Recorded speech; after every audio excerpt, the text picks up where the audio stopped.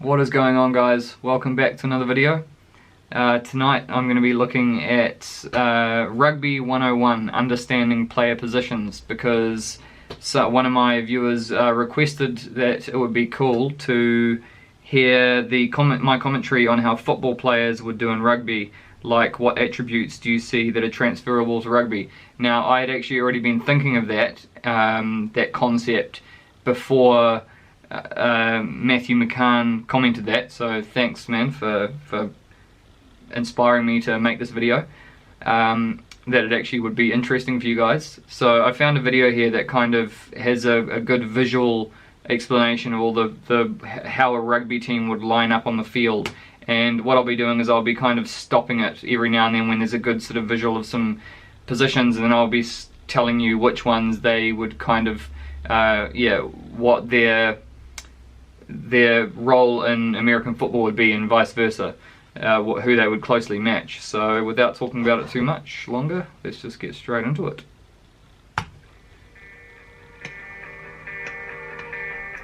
Rugby 101, player positions. There are 15 players on the field for each team. They are divided into 8 forwards and 7 backs, and each position has a different role to play in the team. Let's take a look at the forwards.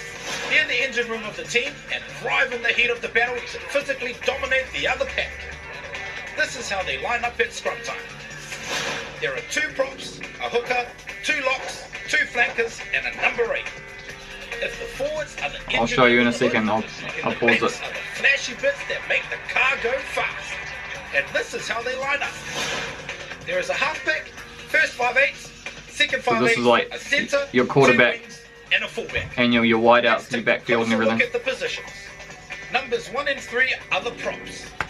So basically these, what I've kind of, it's not a perfect representation, but if 1 and 3, and then the guy in the middle, number 2, these front 3 are basically, the one in the top is like your center, and then the other 2 are like your guards, and then the 2 guys just in the middle line there, they would probably be like your tackles. They're much taller, and I know that usually generally across the line in an offensive line all the guys are about the same size, but in rugby these forward guys they're the ones who come up and do all the blocking and tackling, and they kind of have to punch their way with their strength and their weight up the field, and vice versa, because in rugby obviously all the players have to play offense and defense, whereas in American football it's completely separate.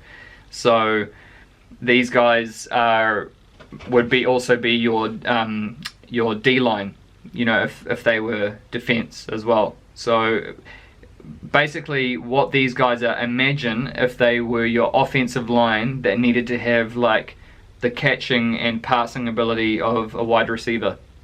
That's what these guys need to have. And also they're usually around, I think this guy explains it in the video, but they're usually around 250 pounds, and they need to run for 80 minutes with a 15-minute break in between half time.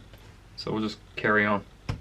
The props are the big, strong, no-nonsense players who love a physical battle. They flank the hooker in a scrum and are also used to lift jumpers in the line-out. It's not uncommon for a prop to weigh over 250 pounds, but still be fit enough to run for 80 minutes.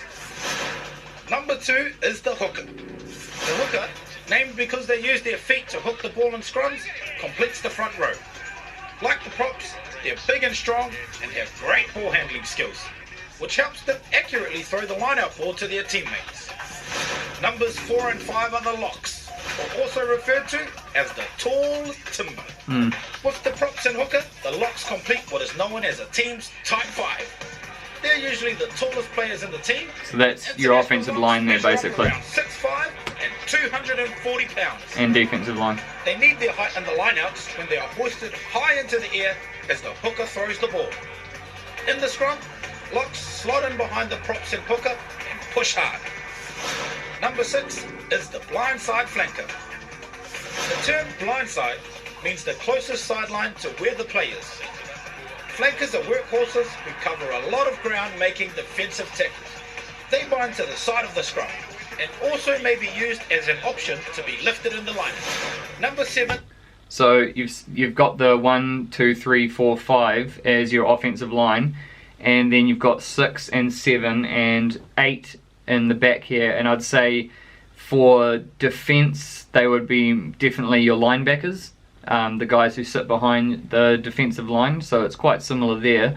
But then in offense is where it starts to get a bit tricky, because I mean, what's the offensive what's the offensive equivalent of a linebacker? I don't know, maybe tight end, or I don't know. But yeah, these are basically your linebackers here. Is the open side flanker. This is a key position, especially in open play when the ball is moving all around the field.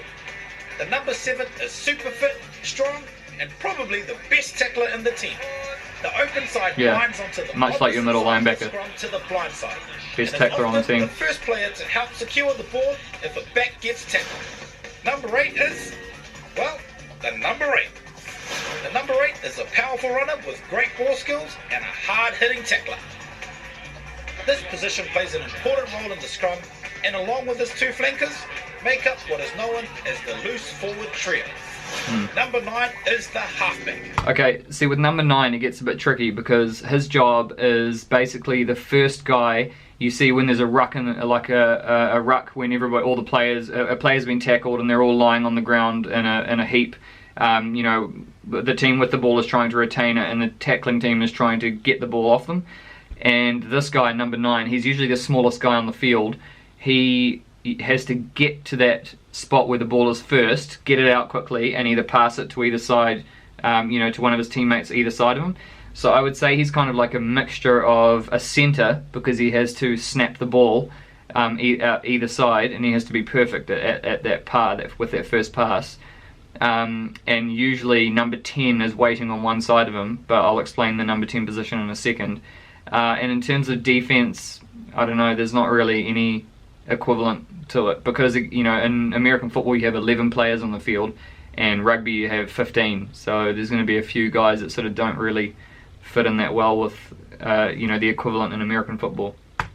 The nuggety halfback is the link between the forwards and the backs. They are fast, super fit, and strong enough to tackle even the biggest forwards. They are excellent at passing the ball and are handy kickers as well. They also have the task of placing the ball into the scrum. Number 10 is the first 5/8. This guy is definitely your quarterback. He makes all of the decisions. He's usually the best player on the field with the ball in his hand. Usually the best kicker on the park as well. And yeah, he's the guy who sort of runs the whole show and makes all the tactical decisions, and usually is the best runner with the ball as well. So he's probably like a blend of a running back and a quarterback at the same time. This position runs the backline and makes the tactical decisions, like whether to pass, kick, or carry the ball. The number 10 has great ball skills, is an excellent defender, can kick off either foot, and is normally the goal kicker of the team. Get the lead back for the All Blacks, and he has landed it. Number 12 is the second 5/8. The second 5 stands beside the first 5. I'll wait for number 13 to be explained as well. Strong runner and excellent defender. But this position also has great ball skills to work complex attacking moves with his number 10 and outside centre. Number 13 is the centre. The centre is a hard running back and excellent tackler. They're good communicators, can read the game and organise the defensive screen in midfield. They are also the link from inside backs to the outside backs, where the real pace is. So those two there in the middle that they just explained, 12 and 13, that's like your midfield. It's called a midfield in rugby, and those two guys are usually sort of inseparable. They work in tandem a lot of the time. And so in defense, I'd pretty much say they're your safeties, your strong safety and your free safety. Not a perfect fit, but because I know that the safeties, they like to sort of play deeper. But Yeah, and in terms of offense, I don't know, I'd probably say they're both similar to running backs, where they're just like sort of power runners with the ball. Yeah, we'll just keep going. Number 11 and 14 are the... That's quite obvious what those guys would be. Your wide receivers. Almost a perfect match there. Like for like. Wings. The wings are usually the fastest players on the team, but the modern wing can be big and powerful. Thick, 220 pounds, and sub-11 second 100 meters. They have great evasion skills like fends and swerves, and thrive on beating players and scoring tries. Again, these guys probably are like a perfect blend between running backs and wide receivers. As you heard him say, that they're usually quite big as well as very fast, and they're great at catching and also great at like trucking people over and juking people. They must also be good at catching high punts and be prepared for man-on-man defense. Number 15 is the fullback. Fullback, I don't know. I would say he's kind of like a fullback in offense in American football, where he can be, you know, he sort of usually is the guy waiting at the back for a pass, and he likes to run into space. And in defense, I'd probably say he's closer to a free safety, because he's usually the most deepest lying defender. When the other team's got the ball, he's the guy who sort of hangs back and waits for like a big kick or a pass or something like that, and he's like your last line of defense. Along with the wings and centre, the fullback completes the outside backs. The number 15 is often referred to as the last line of defense and is positioned behind all their teammates. Fullbacks are fast, great under the high ball, and can kick off either foot. But he's good enough and quick enough to get the kick away. Numbers 16 to 22 are the reserves. This is your bench. Each team is allowed 7 reserves, and these are a mix of specialist and versatile players. They can be brought on at any time during the game, but only once, and they stay on the park for the remainder of the game.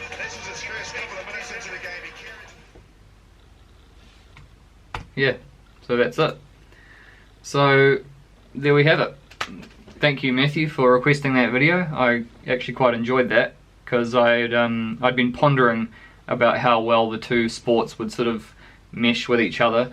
You know, obviously the main difference is the stamina and the you know, I'd say that the all-round ball handling skills in rugby, I think, you know, if you're like one of the forwards, one of the guys who's, you know, just punching, using your weight and just getting up the field through the middle, you still need to have really good hands with the ball and really good vision.